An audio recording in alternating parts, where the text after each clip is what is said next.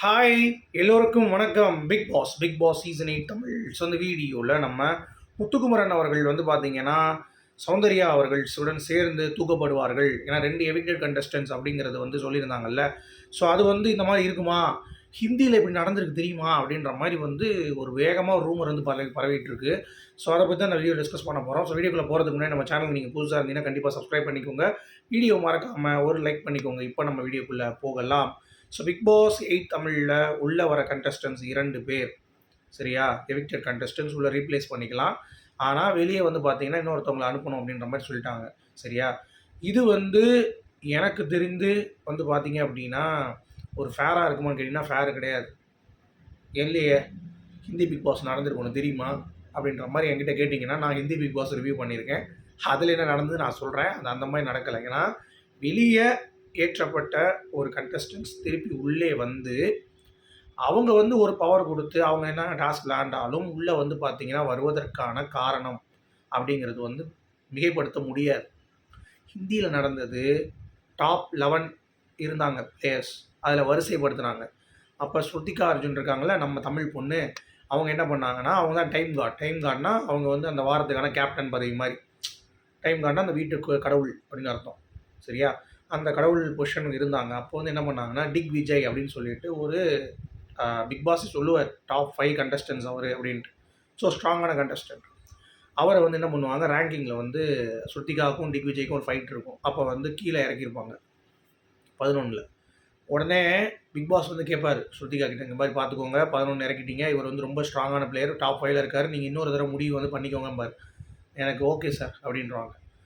அடுத்து கண்டஸ்டன்ஸ் கிட்ட கொண்டு போய் லாஸ்ட் 11வது இடத்துக்கு, கடைசி இடத்துக்கு ஓட் பண்ணுங்கள், டிக் விஜய் வந்திருக்காரு, உங்களுக்கு ஓகேவானோடனே 7 பேர் குத்திடுவேன், 3 பேர் தான் குத்த மாட்டான். அப்போது மேக்ஸிமம் ஓட்டு வந்து டிக் விஜய்க்கு விழுந்துடும். ஸோ டிக் விஜய்க்கு விழும்பொழுது டிக் விஜய் வந்து வெளியேற்றப்படுவார். அது ஆன உடனே சோஷியல் மீடியா பங்கம் பண்ணிட்டானுங்க ஸ்ருத்திகாவை. இன்னமும் பயங்கர தப்பு பண்ணிட்டாங்க. கொடுத்தது பிக் பாஸு, தூக்க சொன்னது பிக் பாஸு.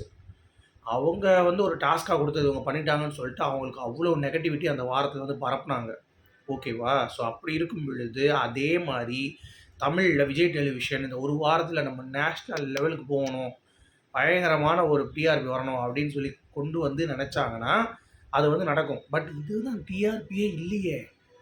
டிஆர்பியே இல்லாத ஒரு ப்ரோக்ராமை இவங்க இப்படிலாம் பண்ணாலும் டிஆர்பி வரணும் அப்படிங்கிறதுக்கு வந்து ஏற்கனவே நிறையா டிஆர்பி இருக்கக்கூடிய ஒரு சேனல் வந்து இதை பண்ணலாம்.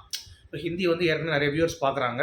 ஸோ அவங்க இன்னும் வியூவர்ஸ் கெயின் பண்ணுறதுக்கு அதை பண்ணுறாங்க. இங்கே தான் ஒருத்தனும் பார்க்கலையே, எல்லாம் வந்து ஒன்றுமே பண்ணாமல் இருக்காங்க. இங்கே எதுக்கு இப்படி ஒரு புரட்சி பண்ணணும்? அதுவும் உள்ளே இருக்க கண்டஸ்டன்ஸ் தான் அவங்களுக்கு ஓட் பண்ணாங்க, வெளியே போனவங்க கிடையாது. எவிக்டட் கண்டஸ்டன்ஸ் உள்ளே வந்து ஓட்டு பண்ணல. ஸோ அப்படி இருக்கும் பட்சத்தில் முத்துக்குமரனோ சௌந்தர்யாவும் வந்து வெளியேறுவதற்கு சான்ஸே இல்லை. உள்ளே இருக்க எவிக்டட் கண்டஸ்டன் வந்தாலும் இதை வந்து இல்லை நடக்கலாமே, ஜாக்லினும் முத்து வெளியே போயிடுவாங்களே, ஜாக்கும் சௌந்தர்யா வெளியே போயிடுவாங்களே, முத்துவும் சௌந்தர்யா வெளியே போயிடுவாங்க அப்படின்ற மாதிரி நிறைய போட்டுட்ருக்காங்க. அந்த மாதிரிலாம் வந்து வாய்ப்புகள் மிக மிக மிக மிக கம்மி.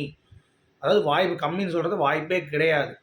அந்த பவர் உள்ளே இருக்க கண்டஸ்டன்ஸுக்கு கொடுக்கப்படுவோமே தவிர வெளியே இருந்து வர கண்டஸ்டன்ஸ் வந்து பார்த்தீங்கன்னா நாமினேட் பண்ணுவாங்க அப்படிங்கிற அது வந்து பார்த்தீங்கன்னா எனக்கு வந்து உருட்டாக தான் தெரியுது. அது வாய்ப்பு கிடையாது.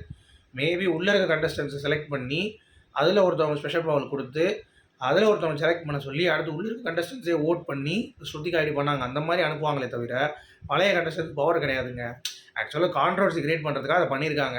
2 பேர் வெளியே போகணும், நீங்கள் 2 பேர் உள்ளே ரீப்ளேஸ் பண்ணலாம் வாங்க அப்படின்னு சொல்லிட்டு ஒரு கான்ட்ரவர்சி கிரியேட் பண்ணுறதுக்காக இதை பண்ணியிருக்காங்க அப்படின்ற மாதிரி தான் தோணுது. மற்றபடி வேறு எதுவுமே கிடையாது இதில், ஓகேங்களா? ஸோ நம்ம எதுவும் நினச்சிக்கிட்டு ஐயோ முத்துக்குமரன் தூக்கிடுவாங்க, ஐயோ ஜாக்லின் தூக்கிடுவாங்க அப்படின்ற மாதிரிலாம் ஒரு மண்ணாங்கட்டியும் கிடையாது, ஈர வெங்காயம் கிடையாது, ஓகேவா? அது வந்து ஜஸ்ட் ஃபார் ஒரு டிஆர்பி. இவங்க அந்த ஸ்கோர் போர்டு மாதிரி கொடுத்துருந்தாங்கல்ல, அது வந்தவொடனே ரவீந்தர்லாம் உள்ளே வருவாங்க, அந்த போர்டை காட்டுவாங்க பாருங்கள். ஓஹோ, என்னை பற்றி நீ இப்படி நினச்சிருக்கியா? அவங்க 2 பேருக்குள்ள வாக்குவாதம். இவ்வளோ தான் கண்டென்ட் இவங்க பிளான் பண்ணது. மற்றபடி எவிக்டட் கண்டஸ்டன்ஸ் அப்படி இருக்காது நம்புகிறேன். ஆனால் என்னன்னு தெரியலையே. உங்களுடைய கருத்துக்கள் சொல்லுங்கள். மீண்டும் சந்திப்போம். Good bye.